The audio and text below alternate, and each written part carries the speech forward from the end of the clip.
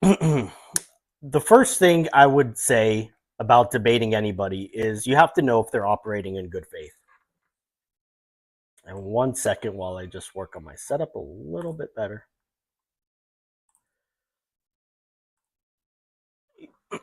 Because if someone's operating in bad faith, debating them is futile, right? And we've all dealt with people like that, especially when you're talking about Candy Cult members. These are people that are just not open to evidence, not open to reason. They have their conclusion foregone, and there is no way getting through. You have to discern, because if you're dealing with people like that, there is no getting through. However, there is a group of Candy Cult members that are operating in good faith, but are just ignorant. And these are people that just don't have time to follow the case, and I'm talking about Tyler Robinson case in particular. Or they're just getting their information basically from Candace. But if you present sufficient evidence, you might actually convince them. So first off, how do you even discern? Well, you can ask them. You could say, are you even open to any evidence that presents that Tyler Robinson is guilty? Because a lot of them will just say no outright. And I admire them for their honesty, at least. So these are people that are not worth debating. You can't get through to them, and trying to debate them will be very frustrating. And basically, of course, my dog, gosh, every time.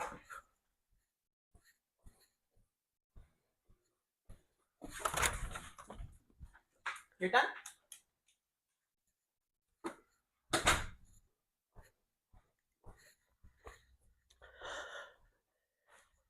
Okay, so if they say that they're not open to it, then take them at their word.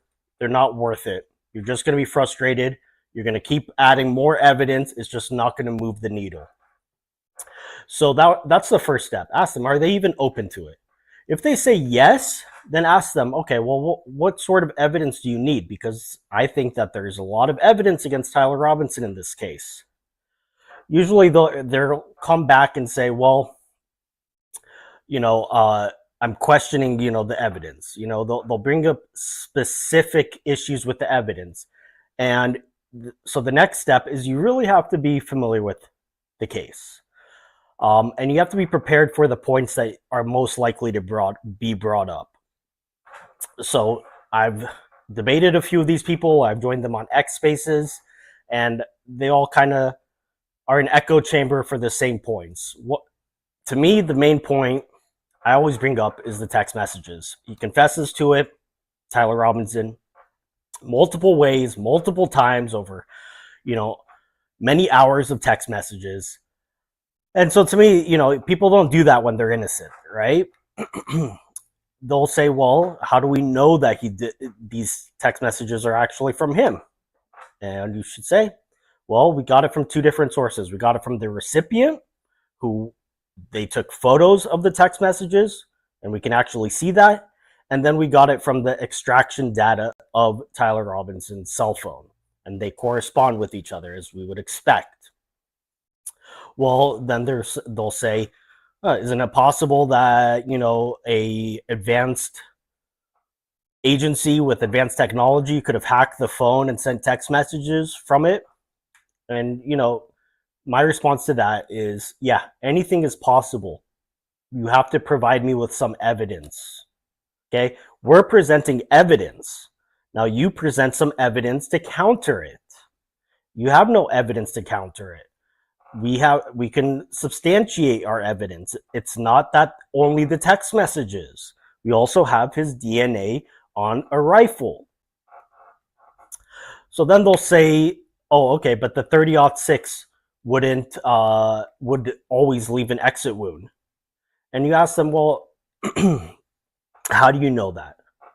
Are you calling the medical examiner a liar? Because the medical examiner came to a different conclusion. And he has a name. His name is Dr. Eric Christensen. He's been practicing medicine for 20 plus years. Are you saying that he lied in his medical examination report? forcing them to actually articulate what their theory is. Because it's very easy to say vaguely, oh, it's possible that something happened, something else happened. But you ask them, well, how come you're holding the other sides to standards that you're not even applying to yourself? How is that fair? Another common thread that you get is that it's on the state it's their burden of proof to prove beyond a reasonable doubt that Tyler Robinson killed. My response is, yeah, in a court of law. We're not in a court of law. Okay? Yes, at trial, that's their burden. I think that they will meet their burden and much more. I think that just the evidence at the preliminary hearing, in many cases, that would be enough to convince a jury. But there's going to be more at trial. And to be fair, there's going to be more by the defense. And you have to be willing to acknowledge that the defense hasn't really had their opportunity yet. But we haven't seen anything in the defense, and we're just going based on the evidence that's presented. So what more? Some of them will say that one person told me that they want one crystal clear photograph of Tyler Robinson on UVU. And my response to that is, have you seen how surveillance footage looks? They're not very good cameras. You could look up many surveillance videos. It's always frustrating when in my cases we have to deal with surveillance footage. It's almost like they make it bad on purpose. It's just good enough so you could kind of sense what's going on. You could see something's happening, but it's not good enough that you could really ever identify anybody. And Tyler Robinson was wearing a hat, he was wearing sunglasses. But people that knew him were able to identify him. Yeah, if you don't know the guy, then it might not look like him. But those that knew him are familiar with his mannerisms and so forth. They were able to recognize him. And how do we know that? Besides Lance Twiggs' own testimony, besides the probable cause warrant that says that his dad recognized him, besides Tyler Robinson's own text messages that he says that he was identified by a coworker. Well, what else linked him to the crime? Why else did he surrender? If it wasn't for the publication of these still photos that match him, why did he surrender? What was it that prompted him to? So another common thread that you get is that because the burden of proof is on the prosecution, the defense doesn't have to present anything. And again, that's true in a court of law. But we're not arguing in a court of law. We're arguing outside of the court. And we're allowed to have opinions. And yes, you're allowed to come to conclusions that someone is guilty, even though there's a presumption of innocence. Okay? We do it all the time. In fact, if Tyler Robinson gets out on some technicality, I'll still think he's guilty based on the evidence that I've seen. But just because the defense doesn't have to present anything, they can't be compelled to present anything, doesn't mean that they are not allowed to present anything. And one of my biggest questions that nobody has given me one good answer to is, why has Tyler Robinson not presented an alibi? If you were accused of murder that takes place 3.5 hours from where you live and work, wouldn't the first thing you do say, I didn't do it because I was at work, or I was at home, or I was out shopping, or I was at a friend's house? Here's the evidence. Here's a witness that says that. Here's surveillance footage of me at a restaurant that's 3.5 hours away. Doesn't have to be exactly the time. If it was just within an hour, and he was 3.5 hours away, that would be boom, case closed for the defense, basically. You would not be in jail right now. Nobody has presented an alibi. Why? Well, we can make an assumption here. You're allowed to make an assumption. It's because he doesn't have an alibi. So let me see who we got in the chat here. Hi, Jim, Lynn, Megan, X, Texas. All my favorites. Waiting for Mackenzie though. Um, so the first step, going back to my original topic, the first step is you have to know if they're dealing in good faith. Ask them. Ask them, are you open to the idea that Tyler Robinson killed Charlie Kirk? Forget about the conspiracies. Maybe he was a trigger person, but are you open to that? If they say no, move on. Don't waste your time. There is a small category of people that we are trying to persuade. And I'm not trying to persuade them that Tyler Robinson is guilty. I'm trying to persuade them to accept the evidence that is presented. To not be beholden to a specific narrative. I am not beholden to any narrative. I don't care I don't care if Tyler Robinson is guilty. If evidence comes out that this was all staged and that it was actually Lance Twiggs that pulled the trigger and he was part of this what do I care? I don't care. I hope Tyler Robinson doesn't get punished if that's the case. What I am beholden to is the evidence. Now, things are theoretically possible. Anything is theoretically possible. And this is actually part of the jury instruction on reasonable doubt. There's not a single case, even when they capture the murder on 4K footage and the person takes a stand and says he did it. Is it theoretically possible that he's under mind control? Is it theoretically possible that AI created the video? Yes, anything is theoretically possible, but you have to somewhat be reasonable here. Otherwise, we wouldn't convict anybody for any crime, and there would be no purpose in having our judicial system, our criminal justice system. So reasonable doubt is not all doubt. Okay? So again, present me some evidence that he's part of a bigger conspiracy. So far, all I see is very trivial ancillary things. And here brings me to another point. Candy cultists and Candy and her cult following often point to lies by third parties as somehow that's evidence of Tyler Robinson's innocence. So they'll say, oh, why did Jack Posobiec say that he saw 4K footage when it was clearly not? Or something like that. And I don't really know about this specific instance. I'm just using it as an example.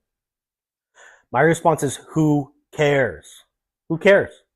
What difference does that make? Jack Posobiec is a liar. Who knows what his motives are? Maybe he is mistaken. Maybe he really just wanted to get out that he thinks Tyler Robinson is very guilty. Who cares? How does that exonerate Tyler Robinson?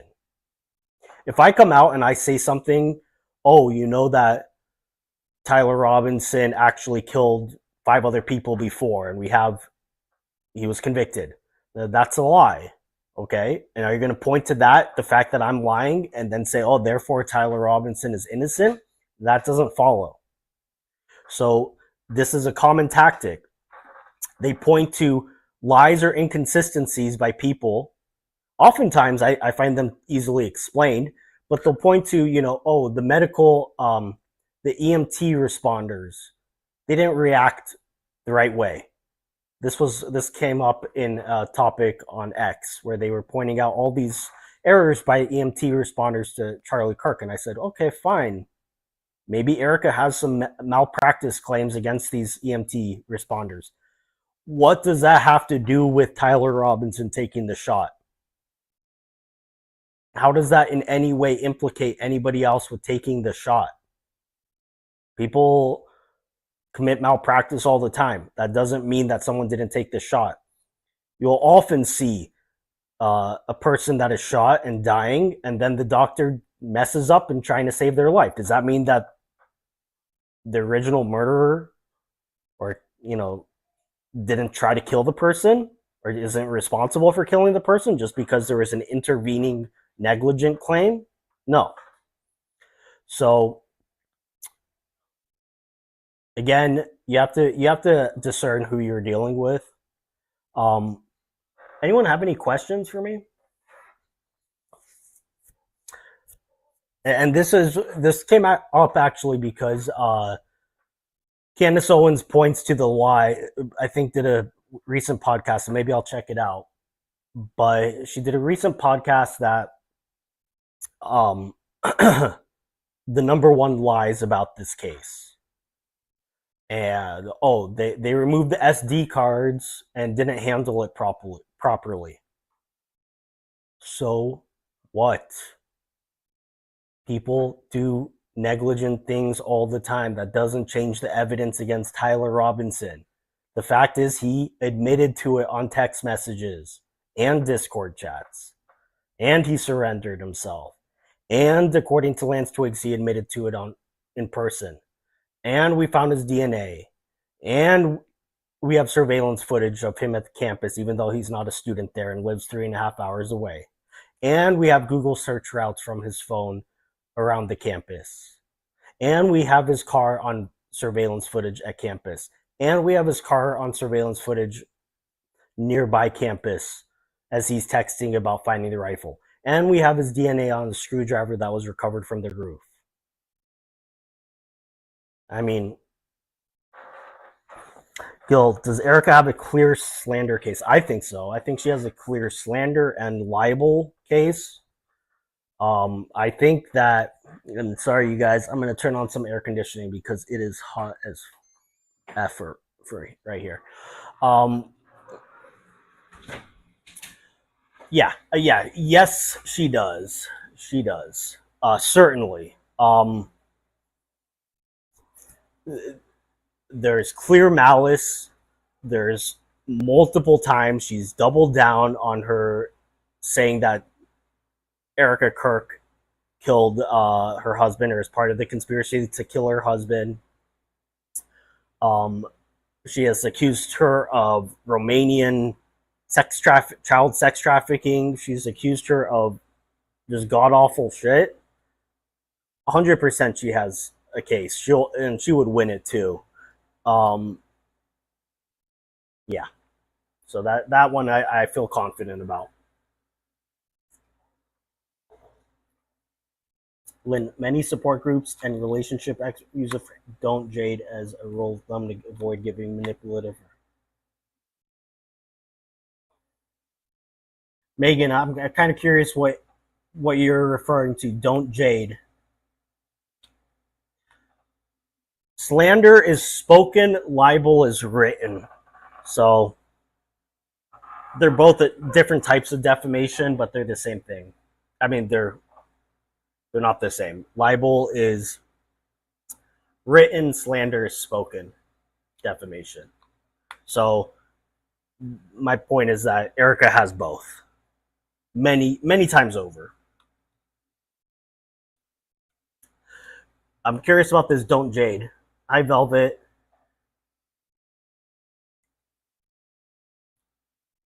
It's in the comments above. Look up JADE. It's an acronym for Do Not Justify, Argue, Defend, and Explain. It's a guide for people trying to deal with narcissists. Yeah. Oh, yeah.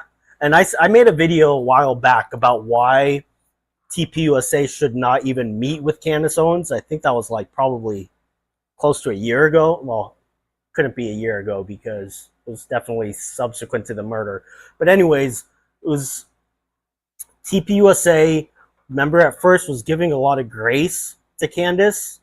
And then they said, okay, we're going to meet with her in person so we can address her questions and everything. And I made a video. I said, do not do that. You are not dealing with somebody in good faith. You give them everything that they want. If anything, they're just going to do what you're saying, manipulate. But again, I'm talking about how to deal with the sliver of Candy cult followers that actually are open to reason and evidence and are just ignorant. Those are the people that we have to be trying to convince, and I think that there is some amount. Joshua Carr, I was watching his live debate with some Candy cultists. I didn't catch all of it, but the first one he was talking to, I felt like he was open. I feel like that was somebody that was legitimately being conned by Candace, and I feel bad for people like that. I think his name was Dom. but he just seemed like he was just being conned. He didn't know the facts, and I think would be open. Maybe I got a wrong impression because wasn't watching for that long. But the second person Joshua was talking with was just a Jew hater. This old guy, you could just tell this bitter old guy talking about Jews and Zionists and everything. And you could just tell that he was coming from a place of hatred of Jews. And, once that brain rot starts infecting your brain, it's a lost cause. I'm sorry, it's a lost cause. And I actually did another video about this, why you can't argue with an anti-Semite. And I did it because I was based on Jean-Paul Sartre has an essay about anti-Semites. And so I made a video about why you can't argue with an anti-Semite. They're 99% of them are not coming at a place from good faith. They'll say something. They'll say Jews are responsible for this, and then you counter it and you say, actually, here's the facts. Then they'll just jump onto the next thing and they'll say, oh, Jews were, and eventually they even realize that they're wrong. They come to accept it, but they don't care. And the same thing with these Candy Cult members is that a lot of them, they don't care that they're wrong. That's not the point. And it's futile to debate with people like that, because if you don't care that you're wrong, if truth is not inherently valuable, then what is there to argue about? One side is arguing in good faith and presenting evidence and is open to counter evidence and reason and everything, and the other side's not. So it's not a fair argument. It's different standards. Another thing I would say is that some people are just dumb, and I try to say that not sounding like judgmental or high and mighty, but I think that some people are just really dumb, and those people are harder to debate than smart people, which is kind of not self-evident. You would think that the smarter someone is, the harder they would be to debate, because obviously they're smart, right? So they're quicker and everything. But I think that the dumber someone is, the harder it is to debate, because they won't grasp the concepts, they won't acknowledge new information, they won't be open to persuasion. And so those dumb people are also kind of futile. You got to find people that are around average intelligence, or and are open and are just ignorant. It's hard to know who they are, but they're usually not the ones that are engaging in the debate. They're usually the ones that are watching the debate. And so if anything, I would say that when you're debating these Candy Cult members, try to keep in mind the viewer, not the person you're debating. And the best way to, really establish credibility is to acknowledge when you're wrong about something, or acknowledge when the other side brings up a good point. Acknowledge that you don't know everything, that, certain things are unknown at this time. That will establish a lot of credibility. But you have to be also prepared with enough evidence and facts to support your side. Otherwise, you're not going to be convincing anyone. Question, Gil, do you follow facts? Nikki and Jim are over. Oh, facts. A lot of people do, but I don't have a ton of info, but sounds super credible. Plus, I trust Nikki implicitly. I just don't know Jim. Facts ME. Let me look it up. Yeah, you guys. Also, I know that I have such a small following here that I don't. If someone else is doing a live, I usually don't do it. But when I see none of our friends, not Argy or Paramount or Continuing Freedom or Rage or anybody else is doing a live, that's when I'll kind of set up my own live. Let me check out Facts ME.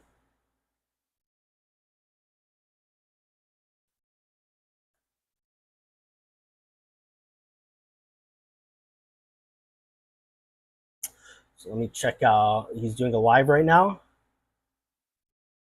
Oh, okay, cool. Facts and Me is a genius. Okay, I'm gonna go check him out. Thank you. I'll see you guys there. Thank you.